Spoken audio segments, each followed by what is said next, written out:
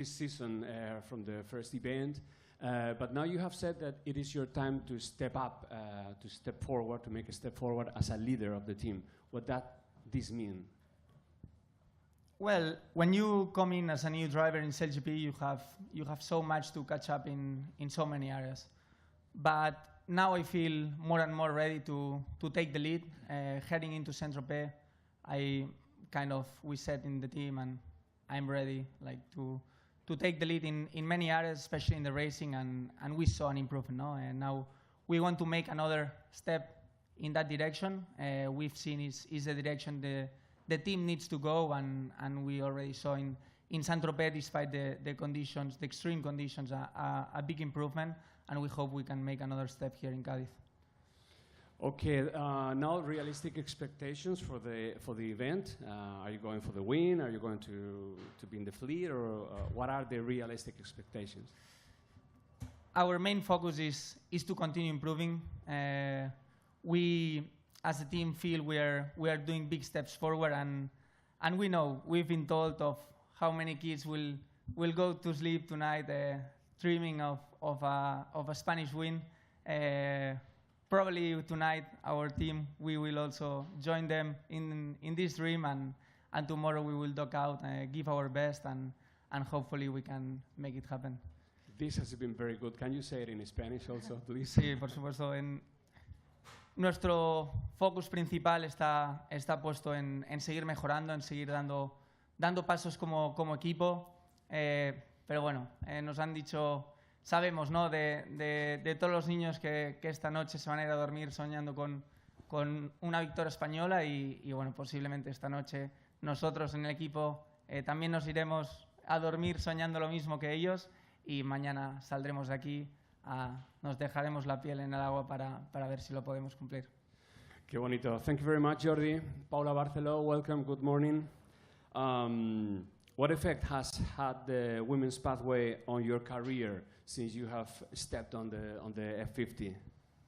Actually, quite a lot. It's been like an ongoing personal growth. I mean, being surrounded by the best sailors in the world, the latest technology, and these incredible boats, I think it's a unique opportunity. I'm really thankful to SailGP for bringing on us this opportunity to reduce the gap of experience that traditionally has been between women and men in the professional sailing. Okay. Maybe this will be a question that I will put to all the female athletes here, but just say a few words for the future female athletes that are watching you and saying, hey, how can I get there? Yeah, I think it's just like work on it and, of course, dreaming. I think this is a good motivation for them and inspiration. I remember when I was a child that after Olympics there was not so much sailing to do, and now this has completely changed. Yeah, basically, I think the way until achieving the total equality is still long, but I think we're moving in the right direction, and for sure the Women's Pathway program is a big step forward. Okay, Paula, what is your exact role in the team? I will be racing as strategist. I did Bermuda's grinding, but I think that initially I will be racing as strategy this weekend. Okay, so good luck. Good luck. Thank you for the weekend, Paula. Thank you very much. We move to Nikolaj Sested from the Denmark F50. You had back-to-back event finals, and then you won 6th in Saint-Tropez. What happened, Nikolaj? I think we just came a little bit unprepared for the conditions in Saint-Tropez, and yeah, it's something we learned from, and hopefully it won't happen again. But yeah, it's not a big major. We just need to make sure we don't do it again, and as long as you only make mistakes once, then that's fine. Yeah, maybe this is one of the things of this competition, that you suddenly find that wind, that devil wind, no, and nobody's prepared for that. But how do you react to that? Yeah, I think we've all been in that sort of light wind mode for many Grand Prix in a row with the 24-meter wing, and suddenly we're on the 18-meter wing, and that's a bit of a change in how you sail the boat. And yeah, as I said, I don't think we prepared well enough for that, and that's a big learning from us going forward. In terms of how you prepare, you have the data available from all the past racing days in Prix, and you have replays of the videos, and so you have all the opportunities to go in and actually figure out what is the key parts for racing well with this setup, and that's what we probably didn't do a good enough job of. Okay, you are 4th in the overall leaderboard. What are your expectations for this part of the season? Oh, I think it becomes more and more important now when we head to the last part of the season. Is where you really can't make mistakes. You can't get penalty points. You need to not make silly mistakes like that. It's just going to be very crucial from here on. And to be honest, it's all about being top 3 in the end of the season. And obviously, if you get top 3 in these Grand Prix, you have a better shot of being in the end of the season. But it's still a long season to go, and you just got to keep it clean and not get silly mistakes and silly points. Can you explain how far when you are driving these boats? How far are you from a silly mistake? I mean, when the wind is blowing that fast. Probably touching it the whole time. The silly mistakes. It's a fine line between pushing hard, taking some risk, and getting the gains, but also pushing too far and suddenly making a mistake. And it's, you say silly mistakes, but it's something that can happen to everyone. And you really want to be pushing, because if you're not pushing, you're not getting to the podium in these races with this level. So yeah, it's a borderline, and I guess that's where the fun life is lived, is at that line. Yeah. Okay, Nikolai, you have Katia at your side. Tell us about the impact the women's pathway has had in the last 12 months. From the beginning, we saw that role being very crucial, and Katja's doing a fantastic job with it. It's a strategy role, but it's also a driving role. There's a lot of driving in the maneuvers, and generally a lot of decision making. So it's a heavy role, and it's big responsibility. And I think the teams that are better at that job will do a better result as well overall, because it's a very, very hard boat to make good decisions and a lot of decisions while you're processing a lot of data and inputs. And the more people you can help doing that, the better situation are you for making the right decision at the right time. Okay, Katja, good morning. Do you agree with Nikolai? Well, I definitely agree. This time, I do. No, but the role being a strategist is super important, and I can feel that the inputs is helping more and more, and the more right inputs you get, the better the performing we make. So these boats are just super difficult to sail, and if you have more people looking out of the boat and trying to make the right calls, you're for sure going to make better results. You're always training with the moth and competing also with the moth. How important is to be foiling in your daily training to step into the F50? I find it important to race a lot of foiling boats. That's not what I'm used to. So getting more experience in that is beneficial. Because these boats are sailing so much faster, your brain have to function so much faster, and practicing that is gonna make gains. Okay, now the female athlete is like the sixth sailor. In your opinion, what is the future of developing this thing? I mean, what is the way the female athletes could gain more responsibility and more sides on board? I think we are definitely on the right track right now. Being a strategist and being integrated in the team is everything. And from my point of view, being a part of the Danish team is already on the right track, and getting more and more responsibility is definitely a way to go. And then I think it's about having that long-term goal to make sure that we have consistency, because that's how you are really gonna develop. You need a time frame and goals that are possible to achieve. So, yeah, we gotta keep pushing hard, and I'm sure we will. Pushing hard. It's the moment of the women to push hard. Thank you, Katia. Sir Ben Aisley, good morning. A big hug from our side, from our part, regarding the recent events in your country. And speaking in terms of competition, you didn't compete in Copenhagen, but then you made the final in Saint-Tropez. You must be like, wow, at last we could make a final. Yeah, look, it was important for us to have a decent turnaround on the back of Copenhagen, and the frustration of not being able to race there.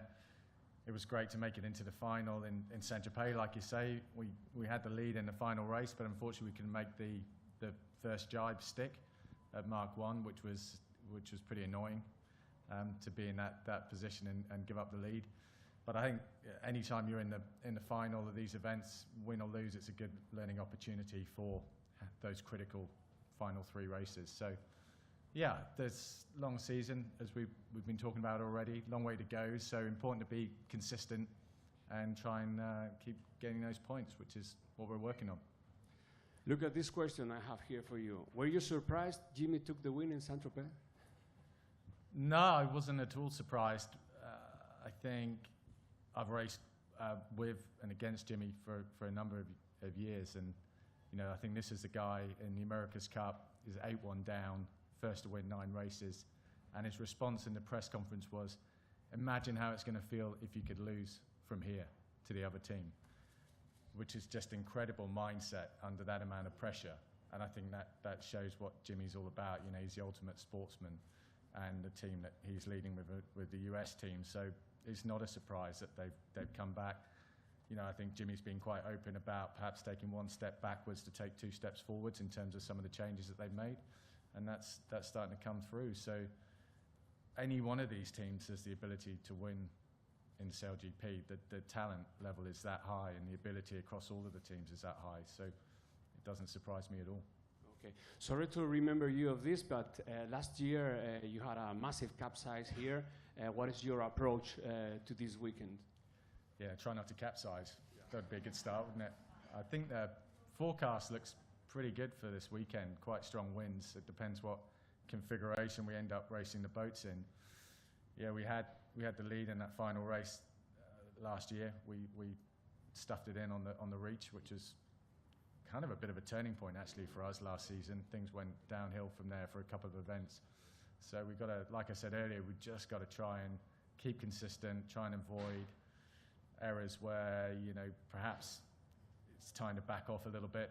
Maybe you have to accept you give up a couple of places, but you keep the boat upright, or you try and keep out of a collision, whatever it is, just to make sure that you've got some consistency. Okay, just a final question on my side. Just a few words about the women's pathway from your point of view. I think everyone in the league has just been really impressed with how the pathway program has come along, how the female athletes have got to grips with these boats. We can't, certainly with our boat, in all honesty, we couldn't sail the boat anywhere near as well as we do without that extra sailor, without that female athlete, be that whether we're sailing 4 up or 6 up. Particularly on the strong wind days now, you're seeing a lot of the female athletes get involved with helping to steer the boat through the maneuvers, a lot of the control changes that are taking place. They're doing an incredible job because these boats are hurtling along at, as you're seeing, close to 100 kilometers an hour.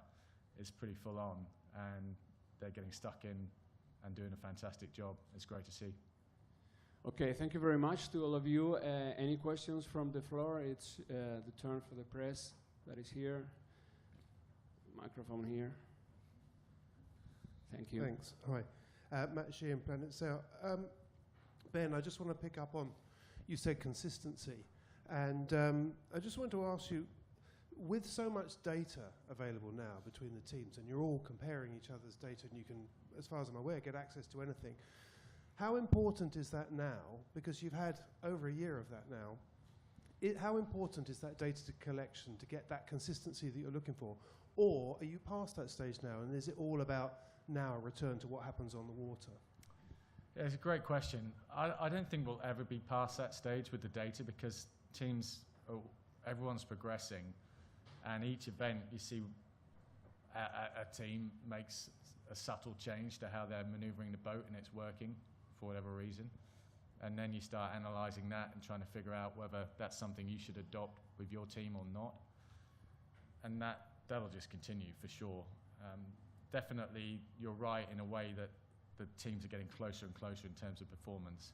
So those gains are maybe not as high as they have been perhaps in previous seasons, but they're still there. And that's the beauty of this sport, is that we can analyse each other, and collectively all of the teams are getting that much better. So the performance, I think, is starting to be pretty phenomenal across the fleet. Any more questions on the floor? Do we have time to the social media? Yeah, okay. I have here some questions from the social media. For Paula, question from Jose. Why is Cádiz such a great venue for SailGP? Paula. Yeah, I think it's the city is always extending us a warm welcome. I think people here is amazing, very hospitality, and the crowd is amazing for us. Being like racing here in a home water events is such an amazing experience. And I don't. It's people. I think it's people from Cádiz that make this event very special. Okay, thank you very much. We have a question for Katia. The question comes from Mia. What was the hardest thing to get used on the F50? Oh, for me it's definitely actually the communication. It's communicating 6 people on a boat that are sailing 100 kilometers per hour. Extremely difficult, and I think it's hard to do right. Okay, so no more questions from the floor. Thank you very much to all of you. Good luck for the weekend. For the people here in this room, we can wait seated because we have to change some things, but we will continue with the press conference in 1 minute. Thank you very much. Good luck. Good day.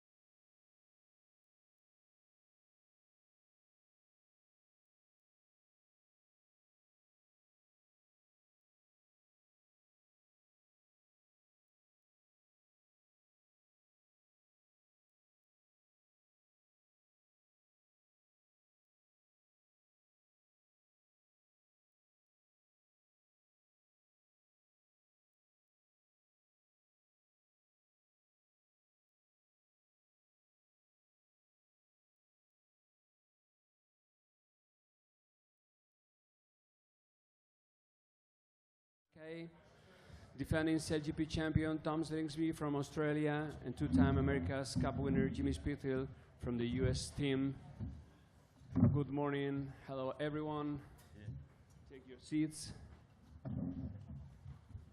Yeah, Jimmy's coming. All right.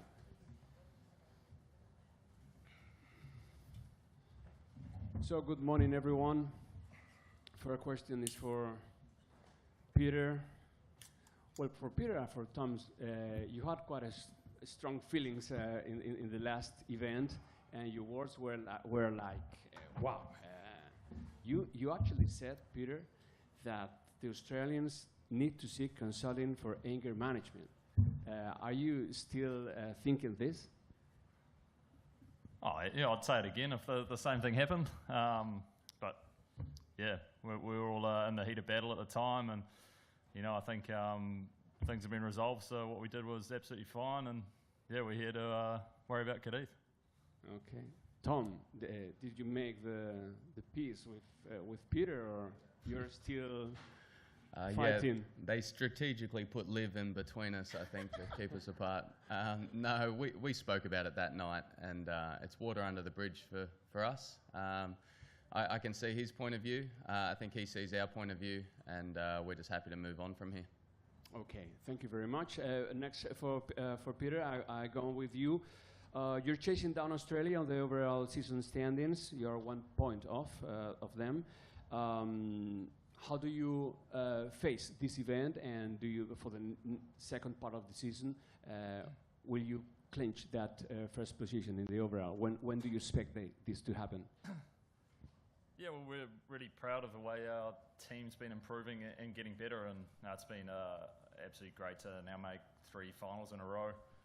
It's great to see Jimmy putting in such a good performance in Saint-Tropez, and they did an amazing job to win that event. But for us, it's really about just accumulating points. To be honest, we're more interested in the distance from our team to fourth than the distance to first, because at the end of the day, this event's all about getting to the final, and then you get the chance to win the season championship. So really the goal is to do as well as we can in every event, and to try and make our life nice and easy to make it through to that final at the end. And no, I think everyone's really excited in our team by the possibilities to continue to get better.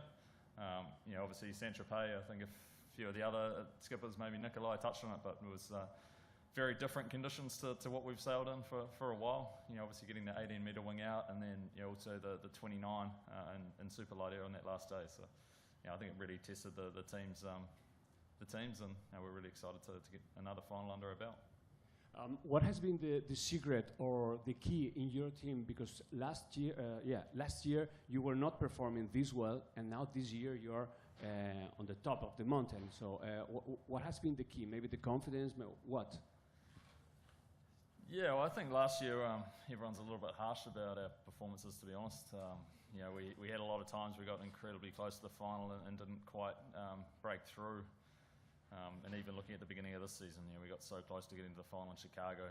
Obviously lost out on a countback, but these events are all about in the first 5 or however many races there are, making sure you get through to that top 3, and then you get a chance to win it. So for us, it's really about building through the week, making sure we get comfortably through to the final ideally, and then you get a chance to win the events. So we're really happy with the way everyone's been improving and getting better. Okay, and how important has been to have a female athlete on board? You're sit next to Liv Mackay. What are your thoughts on the women stepping on the boat? Yeah, well, I think everyone on our team's equally as important. We've got a amazing group that helps rotate through the strategist role. With obviously Liv here to my right, who's with us in Copenhagen, but also Erica and Joe as well, and they've just been a huge part of our team for a long time. Obviously Liv and Erica have been there right from the beginning. They're both in Bermuda for the team's first event, and then Joe joining more recently has been a great addition as well. So as a group we try and utilise everyone, and they've been an amazing help. Okay, thank you, Pete. Liv, good morning. We have seen you driving the F50 in some practices. How does it feel? And do you think that the time is coming for the women to drive the F50? Yeah, it's definitely an incredible feeling driving the F50. I'm very fortunate to get pushed and get that opportunity recently in a lot of training. So it's been an amazing experience, and I really enjoy helming the boat. I think time is definitely coming, and there's a really amazing opportunity right now to look at that next generation and really bring in more females to train and come through and kick some of these guys out sometime in the future. Okay. Jim is not that good with that, huh? You have a face like, wow. You're concentrating, okay. Do you think women will kick you out of the boat in the driving wheel, or what? Yeah, I do. Okay. Yeah. You feel good with this? I think there's just a heap of talent, throughout the fleet there, and we experienced that ourselves in the last event. We had to use a reserve athlete, which we borrowed from our French friends. And instantly you could just see the level. So it's exciting for the fleet, and I think the future of the sport. Okay, thanks, Jimmy. Back to Liv. You are a very important part in the data analysis in your team, but in which area do you feel more comfortable?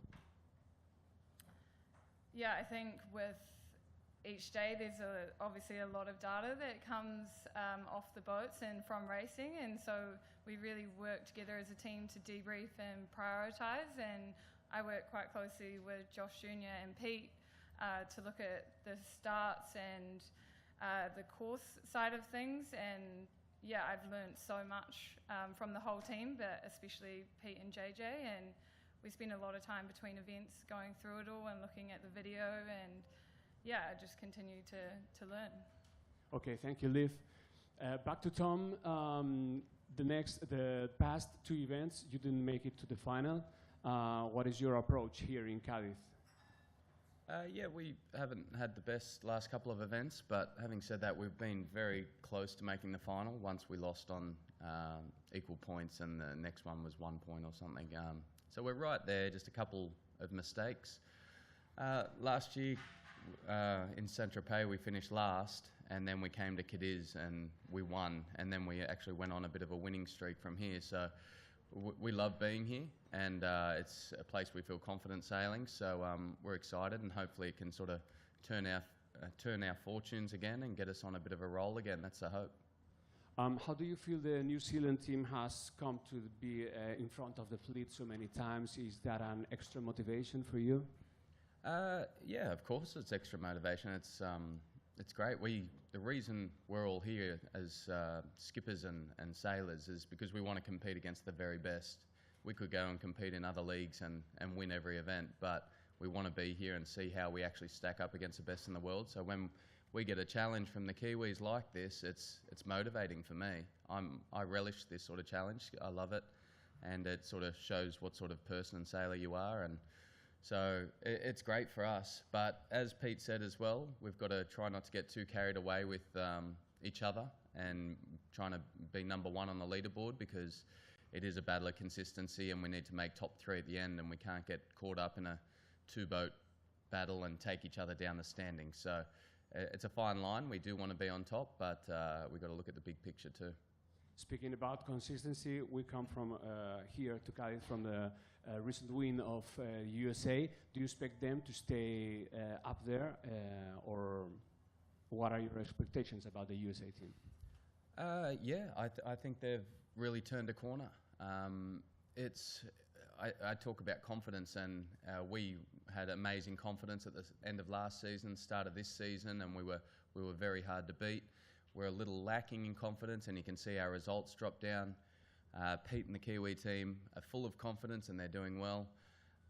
This game is a confidence sport. You see that. Everyone's going to go through peaks and troughs, and it's a matter of sort of trying to steady that out a bit. But I've sailed with Jimmy a lot. He's in the top couple of teammates I've ever sailed with, in that the way he's a great team member and the way he brings the team together, and they ride the journey together. And so I think this recent win is really going to be bigger for their team than you could imagine for other teams, because they've been through a tough time. The media were hammering them, saying, "Why aren't you getting the results? You did well last year and things aren't going great." And they had to really stick together as a group through those tough times, and it would have been so much more rewarding to win in Saint-Tropez. And I expect them to be right at the front of the fleet again, and they've got their confidence back and their mojo, and it's exciting to see. Okay, thank you, Tom. Jimmy, do you agree with him? Are you at your best of confidence, in terms of confidence now in your team? Yeah, it was a great result for the team. It's been a lot of hard work, and at the same time, one of the goals this season was to try and create more depth in the roster, and I feel like we've done that. Having said all of that, there's a lot of work left to go. You know, in the overall, we are still at the back, and so we need to take this confidence and the belief the team now has and try and ride that momentum that Tom was talking about, and that confidence. The things are getting tougher in the competition. Last example were between New Zealand and Australia. I have this question for you. In which side are you in that moment? Are you with the Aussies or are you with the Kiwis? Well, I spent... Remember your nationality here, Jim. Yeah, I was about to say, I spent, as most people know, I spent the first half of my life really in Australia, growing up in Australia, and then moved to the US. But one thing that's ingrained in you as a child is that you support any team that plays New Zealand. Doesn't matter which team they are, but any team that plays New Zealand, you support them.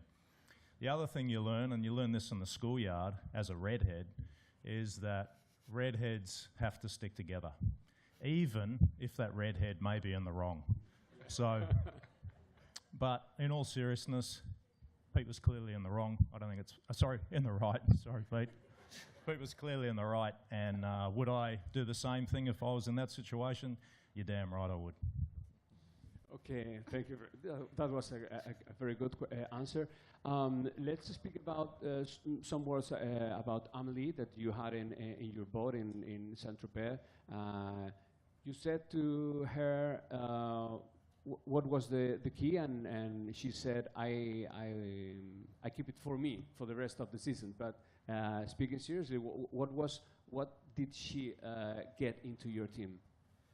Well, I mean, it was quite impressive.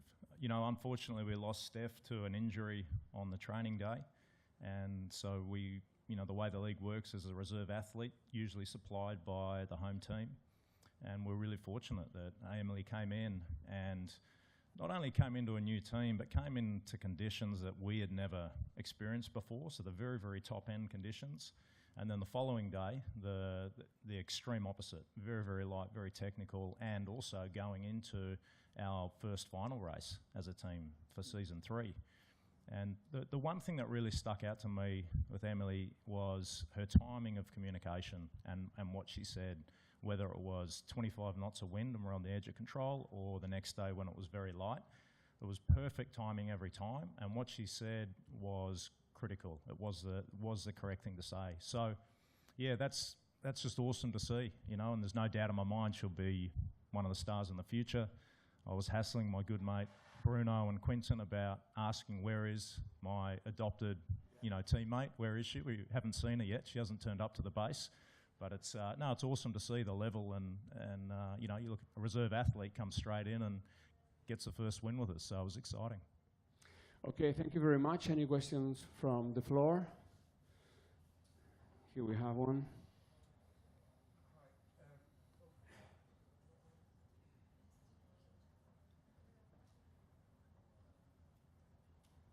Thanks, Matt Sheehan. Question for Tom. In fact, you've all described what's been going on with the teams and the rises and how difficult it is. It seems like the lid's been lifted across the fleet, and actually it's much harder now to dominate. You've been dominating for a couple of seasons now. What's your take on that? What's happened to allow suddenly these other teams to sort of put you under so much pressure and to mix things up so much? Time in the boat for sure. We've been here since the start of SailGP, and our team has been together. Our team hasn't really changed too much in 3 seasons.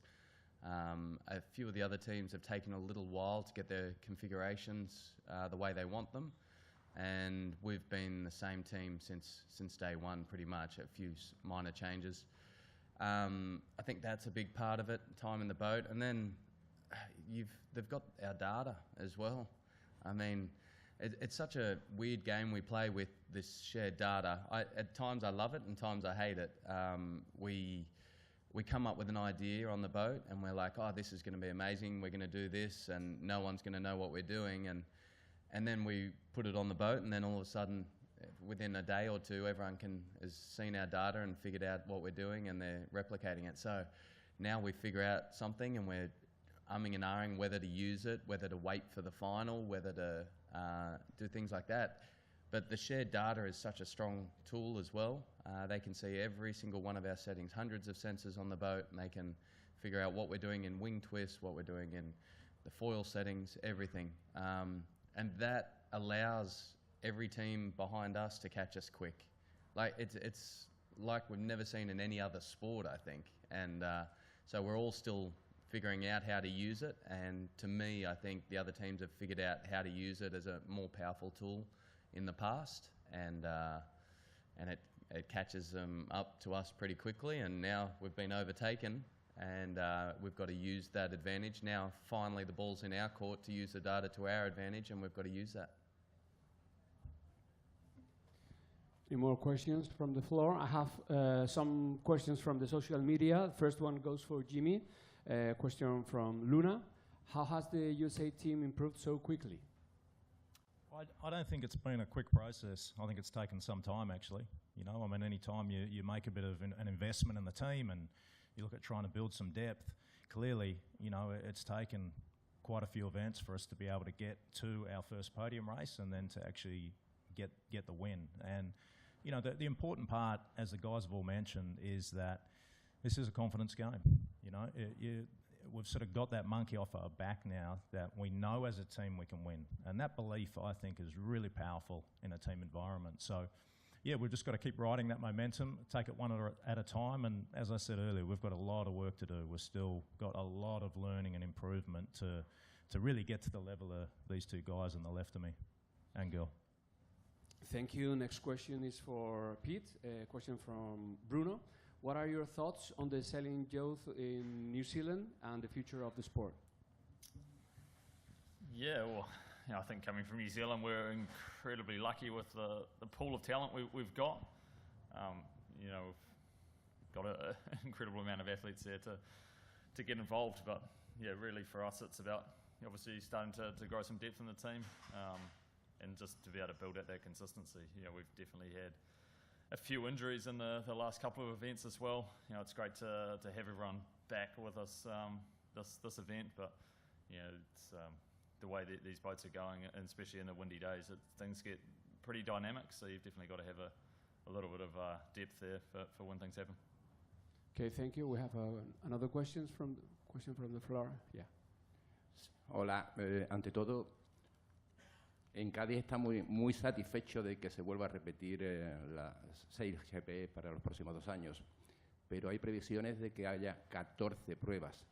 El señor Spiegel ha hablado de adoptar tripulantes. ¿Cómo vayas a llevar 14 pruebas para una sola temporada? Okay, he said that we are very grateful that Cádiz will be holding 2 more years SailGP event, but the thing is that there will be 14 races in the next year. So how will you cope with these 14 races? Do you see it quite a good average of races, or do you see it?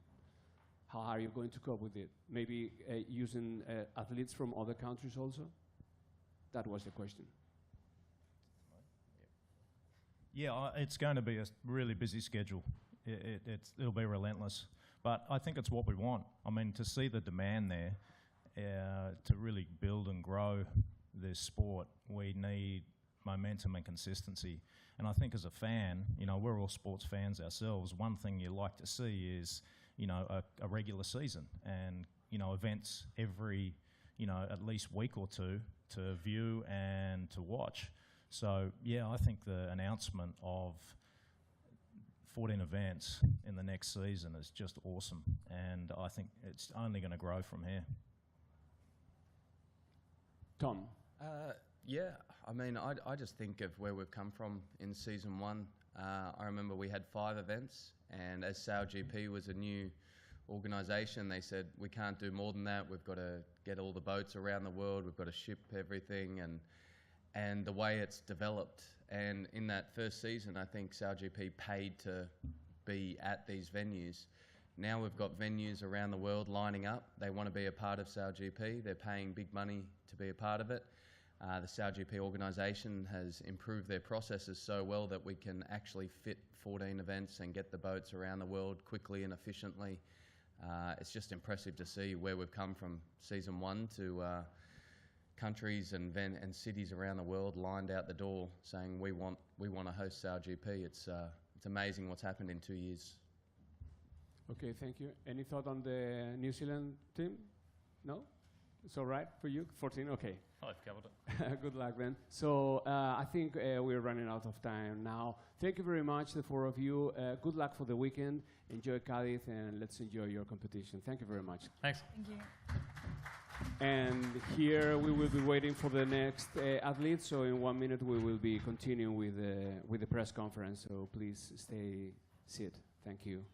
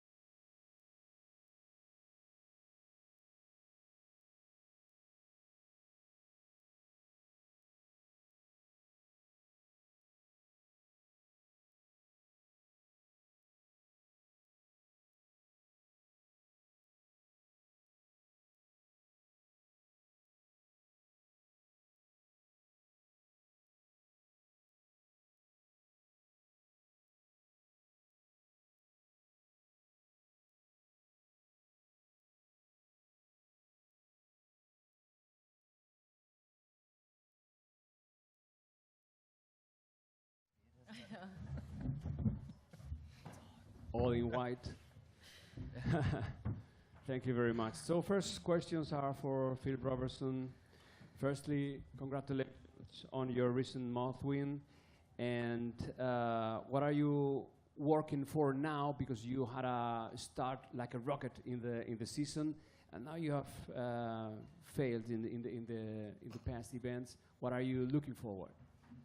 Yeah, look, I think it's kind of it's a series where you have an incredible amount of talent on that start line, and the margins between winning and actually coming last is so small. And we're finding as a new team we've got a few areas of weakness, and we're working really hard to try and improve those. And I think when conditions get a bit tricky and difficult, that's where we probably come a bit unstuck. And when they're a bit more stable and sort of medium breeze, I think we're sort of have quite a nice package together of how we structure our crew work and how we sail the boat. So yeah, we have a lot of areas to work on like any new team, and yeah, we're working hard to make sure we close that gap. Are you confident that somehow you can make it to the final in San Francisco this year? I think it's funny we talk about that now. It's halfway through the season and there's so much to play for, and the margins, like I said, between first and last in this fleet is nothing. So I honestly believe any team could win an event and any team can come last in an event. So I think there's a lot to play for. There's a lot of points out there, and we'll be working extremely hard to make sure we give it a good crack.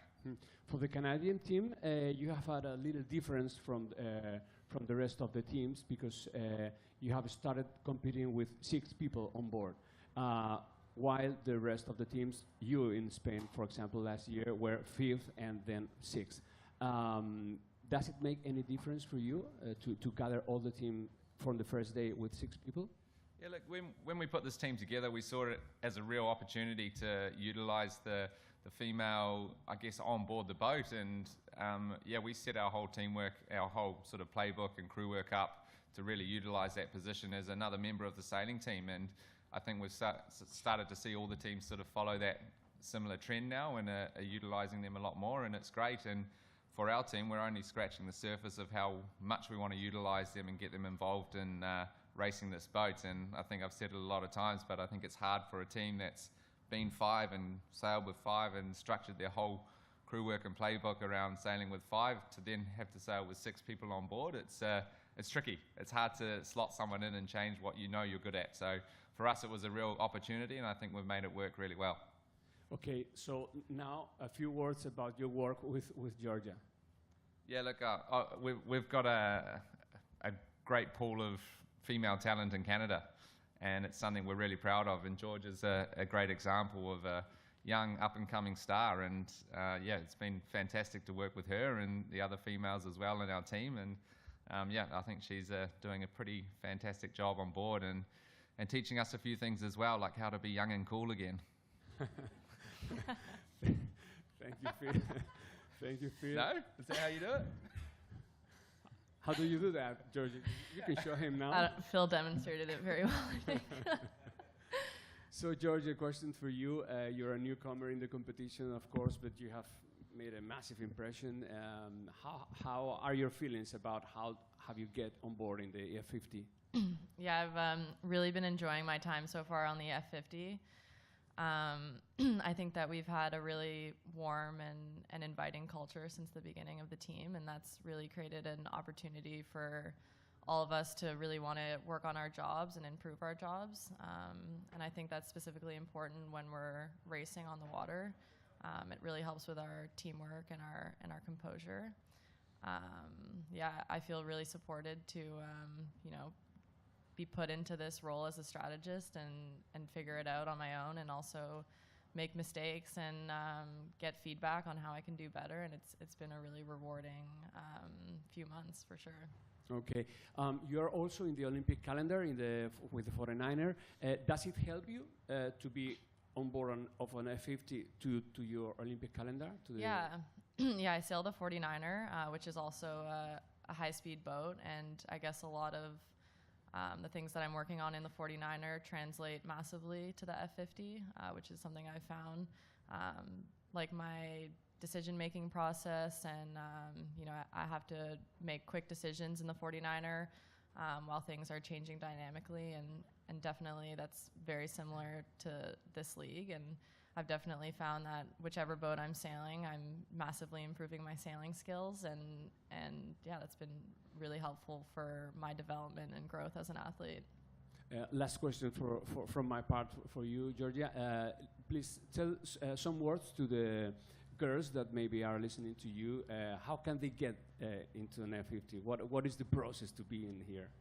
Well, I think first of all, like going home to Canada and seeing all the excitement and new passion that so many different people of different backgrounds and generations have shown for the league has really shown how big this is for sailing in Canada.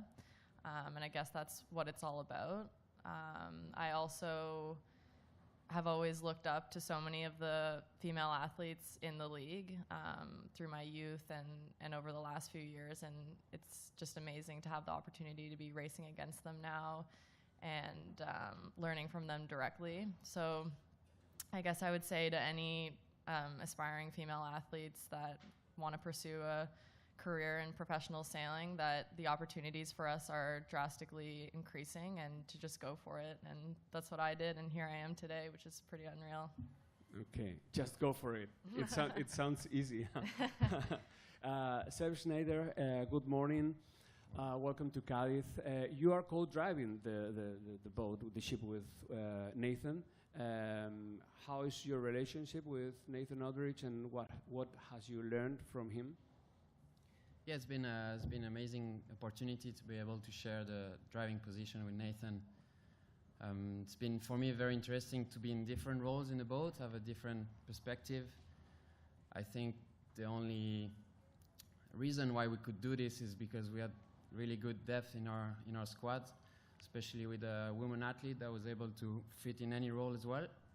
So yeah, it's been really great, and I'm really looking forward to get back on the driving. It's any position on the F50 is really cool, but on the driving, I think you get a little bit of extra pressure, which is, always something you look forward to. Okay, being a new boat here in this competition, how did you feel in Saint-Tropez with these high winds? Yeah, so unfortunately on Saturday I was not on the boat because we needed the full power on the grinder, but the team did an incredible job of going around the racetrack and sailing solidly. So yeah, I think it shows our team is progressing, and now we're trying to focus a lot more on the racing. Okay, what is your approach to Cádiz, to this weekend? Yeah, exactly. As I said, I think recently we've made a lot of progress, also thanks to Nathan, but an area where we've been progressing a lot is on the boat handling. So suddenly now we have a lot more tools that make us able to race. So now, the goal for Cádiz is to improve our starts and focus on the racing, on how to win races and how to win a championship, an event. Okay, thank you, Seb. Now for Quentin Delapierre, good morning, welcome to Cádiz. You missed the podium race in Saint-Tropez. It was a pity, but from the other side, you broke the record of speed in SailGP. So mixed feelings, but how did you see Saint-Tropez? Yeah, I think Saint-Tropez was unbelievable. I think on Saturday was probably the best racing day of SailGP. Every boat broke the 50 knots barrier during the first race and until the last. So it was a really good day of racing. And we missed the final by 1 point. Really disappointing feeling, to be honest. Even more at home. But I think as Phil said, that SailGP is really tricky, and the margin between first and last is really tight. So the margin between 4 and final is even more tighter. So we just have to deal with this feeling and keep our rhythm, our way of sailing. I think we are building a good collaboration into the team. I'm really focused on it, really proud of our team, and breaking the speed record was also a good achievement for the French team, and just increase I think this is a really good asset. If you are not pushing on an F50, it's really difficult to win races. So that was a good feeling, and also sailing close to 100 kilometers per hour is quite unbelievable. I think one of the keys of this competition is to anticipate the maneuvers. And speaking about speed, at 99.94 kilometers an hour, how do you anticipate a maneuver? How fast do you have to think? I think that's especially the game of SailGP. You have to keep your heads out, even if the boat is really hard to sail or really fast. And if you are able to do this, you have one play in front of the others, and that's what we all try to do. And it's really difficult, especially when the boat start to, I don't know how to say in English, but starts to be really difficult to steer with the cavitation point on the foils. So yeah, I mean, on Saturday, all the game was really around this cavitation point, and try to put my head outside of the boat and keep my strategy pretty clear. And I think on Saturday we did it pretty well. Okay, you are right now 5th overall, but just 3 points off 3rd. Are you happy with this? Would you think that you had to be a little bit up in the ladder? I mean, at the beginning of the season with Bruno and all the staff, we told to the French team that we have to be ambitious, and if we are ambitious, we will work hard to put this dream on. And I think we are close to being 5th is not an achievement, but is going pretty well for our rhythm and for our ambition. And yeah, only 3 points from the podium. Everything is possible, and I just want to be focused on what we are doing as a team, and not putting too much focus on the overall ranking, because there is a lot of things to come, and a lot of points to bring in our team. Okay, and last question from my side. Speaking about the women's pathway, you saw Amelie performing so well with the States. How do you feel?